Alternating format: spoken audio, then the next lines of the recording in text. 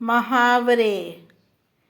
आँख ओझल पहाड़ ओझल के मायने है जो चीज़ नज़र के सामने नहीं वो पहाड़ की ओट में है। नज़र के पीछे जुमला कोहकुन इसी गम से मर गया कि आँख ओझल पहाड़ ओझल है।